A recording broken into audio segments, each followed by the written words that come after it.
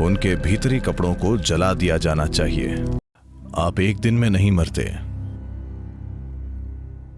आप धीरे धीरे मरते हैं। उड़ान के बाहर निकलने से पहले कुछ ऐसी तांत्रिक प्रक्रियाएं हैं जिनसे शरीर फिर से जीवित हो सकता है। उनके भीतरी कपड़ों को जला दिया जाना चाहिए, वरना वहां तमाम तरह की शक्तियां रहने लगती हैं।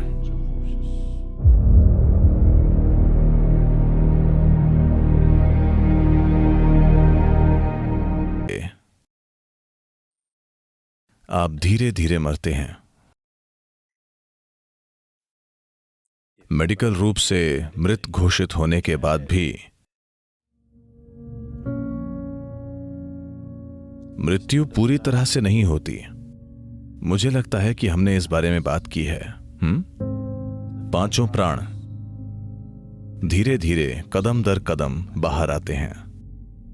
भौतिक जीवन ऊर्जा, जिसे आमतौर पर प्राण कहते हैं, उसके 5 मूल रूप हैं। 10 हैं, पर वो मुश्किल होगा, तो हम 5 ही समझेंगे। उन्हें कहते हैं समान, प्राण, उदान, अपान और व्यान। मान लीजिए अगर एक डॉक्टर है जो किसी व्यक्ति को किसी पल में मृत घोषित करता है,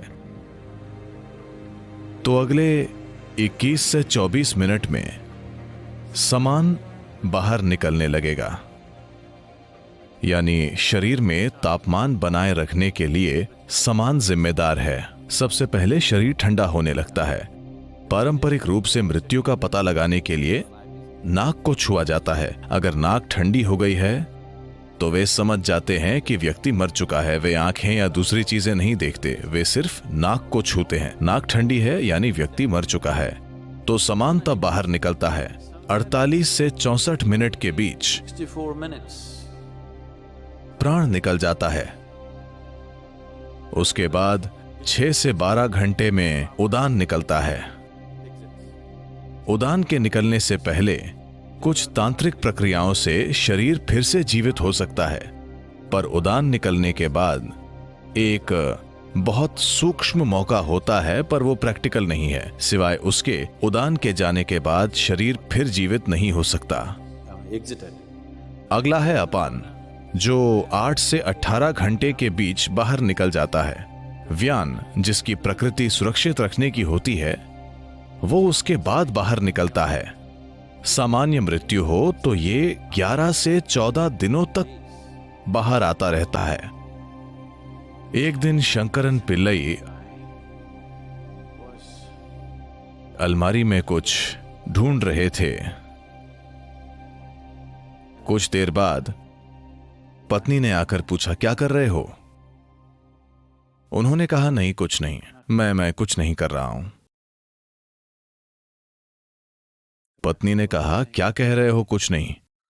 मैं पिछले आधे घंटे से देख रही हूं, तुम हमारी शादी का प्रमाण पत्र पढ़ रहे थे, क्या बात है? शंकरन पिल्लई बोले, मैं एक्सपायरी डेट ढूंढ रहा हूं।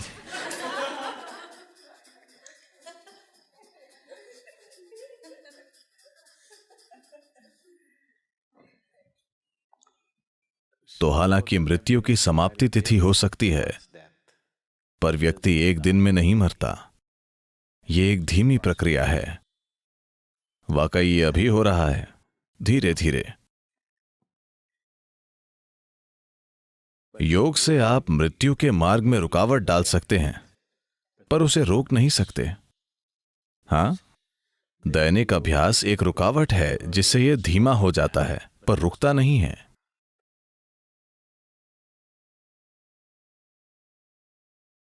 तो आज आपके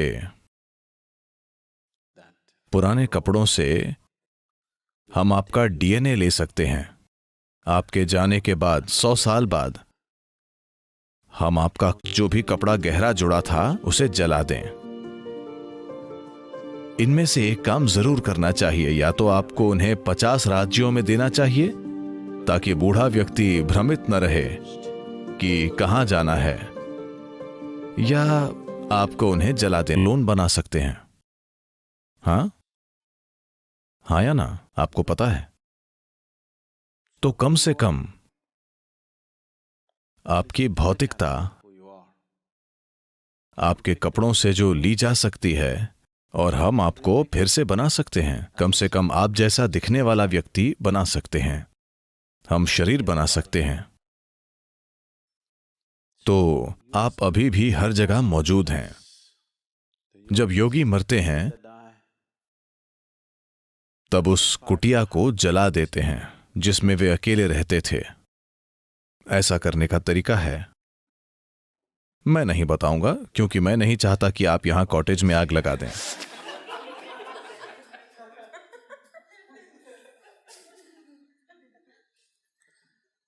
तो वे हमेशा उस झोपड़ी को जला देते हैं जिसमें वे रह रहे हैं, क्योंकि वे नहीं चाहते कि डीएनए का एक भी अणु वहां जीवित रहे।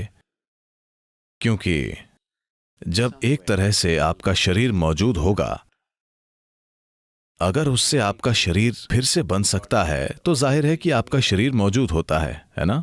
तो उस व्यक्ति द्वारा छुई गई हर चीज जलाई जाती है, सब साफ किया जाता है।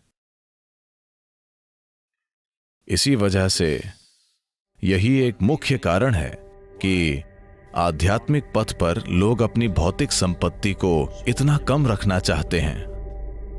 अगर आप एक सन्यासी के कमरे में जाएंगे तो आप देखेंगे 3 जोड़ी कपड़े अच्छे से रखे हुए होंगे, पानी पीने के लिए बस एक बर्तन, खाने के लिए एक थाली, और सोने के लिए सिर्फ एक चादर। And that's it. एक भी अतिरिक्त वस्तु नहीं, क्योंकि वो संसार की कई चीजों को छूना नहीं चाहता। वो इसे कम से कम रखना चाहता है, क्योंकि उसे पता है कि यदि वो अपने शरीर को चारों ओर फैलाएगा तो उसे इकट्ठा करना और जाना बहुत कठिन होगा। इसीलिए वो किसी भी तरह के शारीरिक संबंध नहीं बनाता है, क्योंकि वो समझता है कि अगर उसका शरीर हर जगह होगा तो उसे इकट्ठा करके जाना बहुत मुश्किल होगा।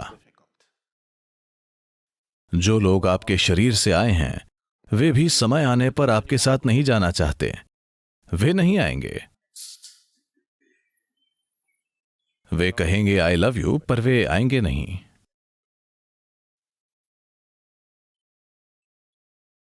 तो मृत्यु होने पर वो व्यक्ति जैसा था उस हिसाब से ये चीजें संभाली जानी चाहिए। आज की दुनिया में जब लोगों ने 3 जन्मों के लिए पर्याप्त कपड़े, 10 जन्मों के लिए पर्याप्त जूते इकट्ठा कर लिए हैं, तो वो सब जला देना सरासर बर्बादी होगी। और वैसे भी उनके जीने का तरीका और शरीर छोड़ने का तरीका ऐसा होता है कि वे हमेशा इस धरती पर फिर से आते हैं। सब जलाने का कोई मतलब नहीं है। कम से कम जो चीजें शरीर से बहुत करीब से जुड़ी हुई हैं, जैसे उनके भीतरी कपड़े और वैसी चीजें जला देनी चाहिए। उन्हें जरूर जलाना चाहिए, क्योंकि वरना वो जीव आसानी से आगे नहीं बढ़ पाएगा। वो समझ नहीं पाएगा, उसमें यह समझने का विवेक नहीं होगा कि उसे यहां होना चाहिए या वहां होना चाहिए। वो तय नहीं कर पाता। निर्णय लेने की क्षमता नहीं होती, क्योंकि विवेक नहीं होता। शरीर छूटने के बाद प्राणी चीजों में फर्क नहीं कर पाता, तो निर्णय नहीं होता, बस प्रवृत्ति होती है।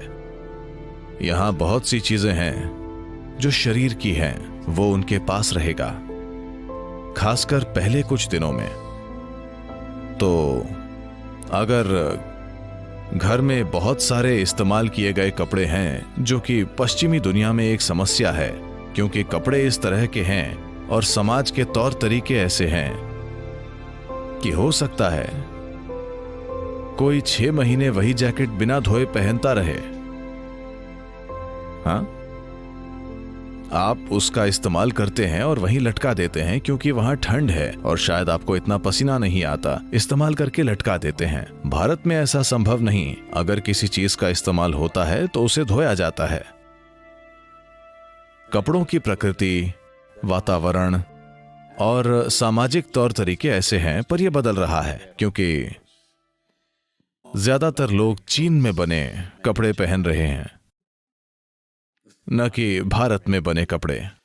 तो वे ऐसे कपड़ों का उपयोग कर रहे हैं, स्वाभाविक रूप से उनका इस्तेमाल करके उन्हें लटका देते हैं, न कि धोते हैं। इन बातों का ध्यान रखकर हर पहलू को संभाला गया था, पर हम इसे बड़े पैमाने पर खो रहे हैं। इन कपड़ों का बार बार इस्तेमाल करके लटका दिया जाता है, तो आप प्रयोग कर सकते हैं। वैसे आज कुत्ते मौजूद हैं। अगर आप एक पुलिस का कुत्ता लाएं और यहां 1000 जैकेट हों और आप उसे कहें कि जिम की जैकेट बताओ, तो वो बता देगा। हाँ, गॉड नहीं, बस डॉग।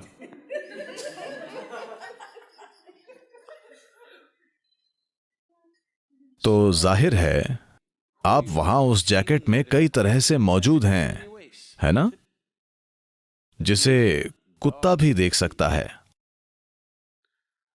तो जब किसी व्यक्ति के जाने के बाद भी उसका शरीर कई रूपों में वहीं होता है, तो कई तरह की ताकतें वहां रहने लगती हैं। न केवल उस व्यक्ति की ऊर्जाएं वहां होती हैं, बल्कि दूसरी कई प्रकार की शक्तियां भी। आपका जैकेट एक तरह से खाली शरीर है और शरीर को खाली छोड़ना ठीक नहीं है। तो या तो इसे तुरंत धो दीजिए। भारत में सभी महंगे कपड़ों को धो दिया जाता है। पहले 10 या 11 दिनों में सभी कपड़ों को धोकर अलग अलग जगह बांट दिया जाता है, न कि एक ही जगह। सारे कपड़े एक ही परिवार को नहीं दिए जाते। आप ये पक्का करते हैं कि जैकेट यहां जाए, पैंट वहां जाए, वो वहां और ये वहां जाए, ताकि सब कुछ इतना फैल जाए कि कोई भी महत्वपूर्ण उपस्थिति न हो। या फिर शरीर के साथ